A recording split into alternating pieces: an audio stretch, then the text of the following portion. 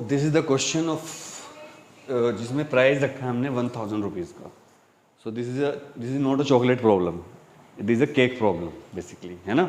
1000 रुपये का बहुत बड़ा प्राइस होता है. और मुझे अच्छा लगा कि आप लोगों ने काफ़ी ट्राई किया और आपको इस कॉन्सेप्ट के बारे में नहीं पता था. यहाँ 500 रुपये लिखा है, मैंने इसमें बाद में 500 रुपये बढ़ाए थे ना, शायद 1000 कर दिए थे. तो चलो 500 + 500.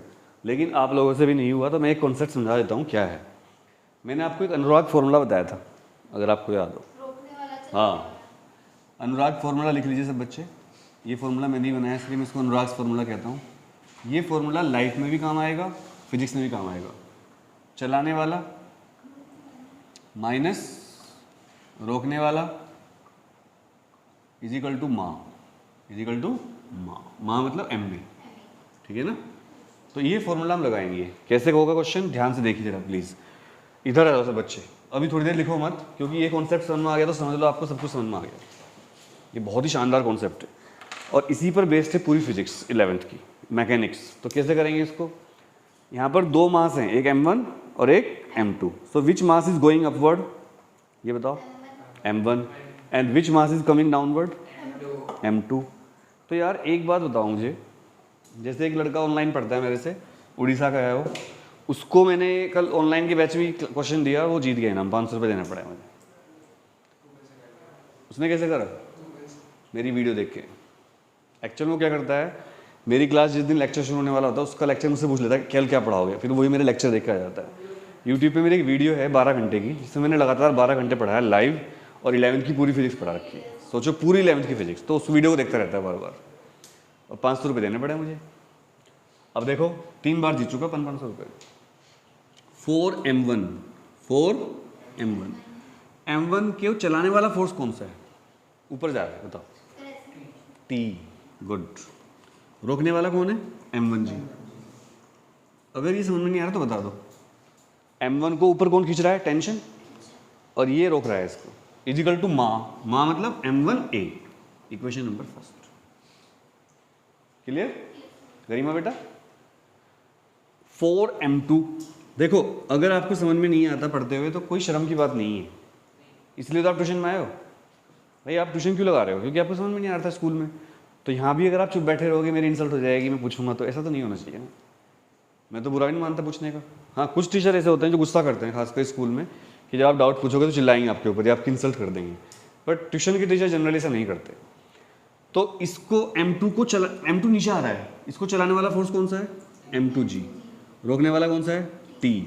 Is equal to m2a. क्लियर.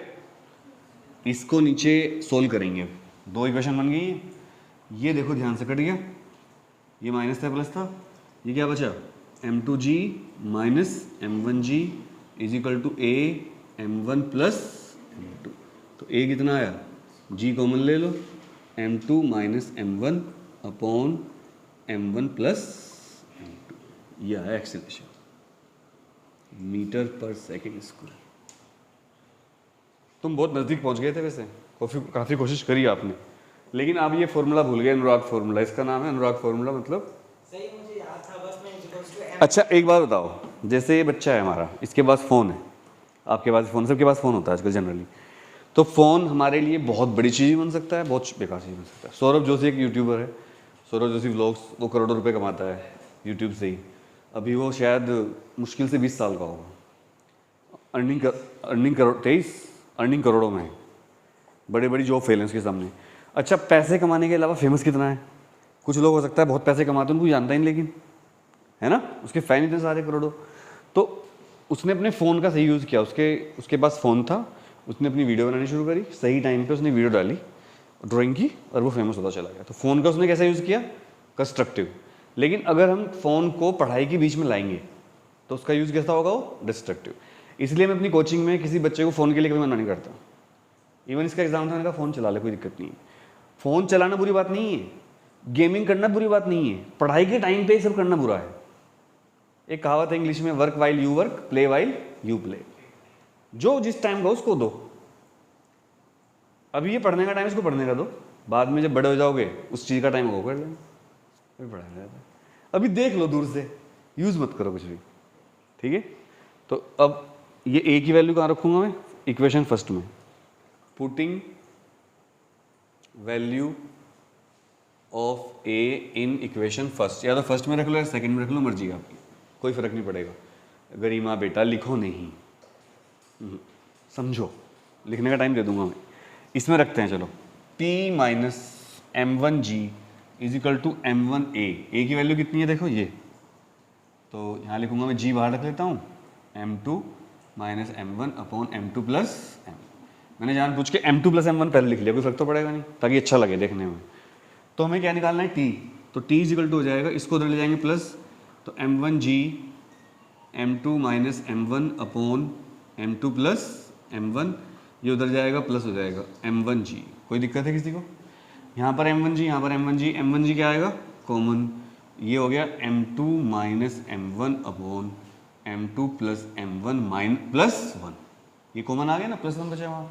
अब इसके एलसीएम लेते हैं, तो m1 g तो बाहर ही है, इसको बाहर ही रखो, इसके नीचे 1 रखो, एलसीएम क्या आएगा m2 plus m1, m2 plus m1 से डिवाइड करेंगे तो 1 बचेगा, तो ऊपर मल्टीप्लाई करेंगे तो m2 माइनस m1 प्लस इससे करेंगे तो पूरा बच जाएगा ये, तो m2 प्लस m1। अब m1 से m1 क्या हो गया, कैंसिल। जब ऐसे कटता है मज़ा आता है ना, जब कोई क्वांटिटी कट जाती है मज़ा आता है काटने में। ये सुन लो। अच्छा, आपको क्या लग रहा है जो मैं आपको पढ़ा रहा हूँ ये साफ़ सुथरा है एकदम से, घोष पोछ कर रखी है मैंने? तो साफ़ सुथरा है। अगर आप किचन में खाना बना रहे हो तो आप किचन में सारा सामान फैला देते हो, सब उखड़ा हो, तो वो बेटर है, या आप किचन में हर सामान सिस्टम से रख के काम करते हो? तो जब आप ऐसे काम करते हो तो आपसे क्वेश्चन गलत होने के चांस क्या हो जाते हैं, कम। तो ये हो गया। तो हम क्या निकाल रहे हैं बेसिकली, टी। तो टी हो जाएगा m1 g बाहर है, अंदर बचा m2 प्लस m2, देख लो 2 बार m2 बचा, और नीचे m2 प्लस m1, तो ये हो गया 2m2, तो 2m1 m2 g upon m1 plus m2। अब इतना दिमाग तो आप में होगा ही कि मैंने m2 प्लस m1 को m1 प्लस m2 लिख दिया, कोई फर्क नहीं पड़ा। सिमेट्री बनानी पड़ती है, ऊपर m1 प्लस m2 तो यहाँ भी m1 m2 कर दिया, तो ये t आ गया न्यूटन में, न्यूटन होता है। ये फॉर्मूले भी यूज़ कर सकते हो आप डायरेक्ट, ये किसका, एक्सीलरेशन का और ये टेंशन का। बट मैं रिकमेंड करूँगा कि आप फॉर्मूला यूज़ ना करके हमेशा डेरिवेशन किया करो बार बार। अभी आप 11th में हो ना, तो आप बार बार डेरिवेशन करो न्यूमेरिकल में, इससे आपका दिमाग फास्ट हो जाएगा। हर चीज़ शुरू में मुश्किल लगती है, हर चीज़, कोई भी काम कर लो आप। जब आप 10th में थे आप क्या सोचते थे, 11th तो बहुत टफ होगी। 11th के बच्चों को देखते थे आप स्कूल में, यार भैया दीदी, अब आप खुद दीदी भैया हो। अब आप 12th के बच्चों को देखते हो, अब वो आपसे सीनियर हैं, अब आपको लगेगा 12th के बच्चे कौन सा प्रैक्टिस कर रहे हैं इलेक्ट्रिसिटी को, कितना टफ है। फिर आप अगले साल बन जाओगे भगवान ने चाहा तो कोई भी काम में टाइम तो लगता है, जल्दबाजी मत करिए। स्कूल की एक सबसे बेकार चीज़ ये कि स्कूल बहुत फास्ट पढ़ाते हैं, उनको ये तो करना नहीं कि बच्चे की समझ में आ रहा नहीं आ रहा है, उनको तो कोर्स पूरा करना है।